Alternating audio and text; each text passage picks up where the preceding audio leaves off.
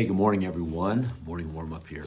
So today, in my Growth Day app, on my daily fire, I was listening to Brendan Burchard, and he was talking about self-work. And he said one of the best things you can do is to master self-work, meaning on a daily basis, how are you looking internally, introspective, so to speak, saying, hey, am I doing all the things that I need to do to be the best person that I can be?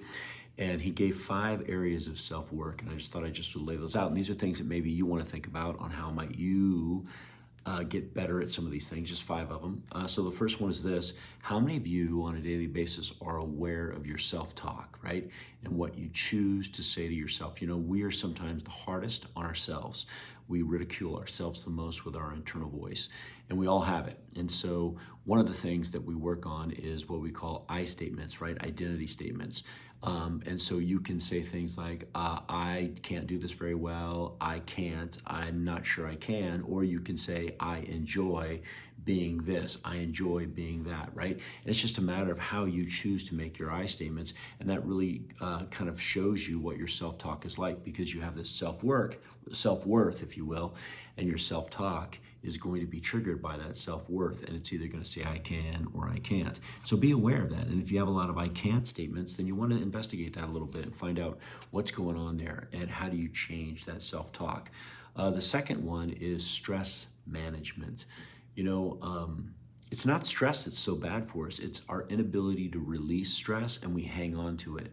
And I think one of the things that I found, there was a great book out there called Burnout, and it just kind of talked about how you need to release stress. And one of the best ways to do that is to take recharge time, whether it's exercise, whether it's getting out into nature, whether it's having some time of solitude, where you're turning your brain off, right? You're not actually having to think about anything, and you're just allowing yourself to be in a state of calm, and doing that on a frequent basis. In fact, I will do that throughout the course of the day. I will take 5-minute breaks just to be quiet and calm and not be distracted, just so you can release stress.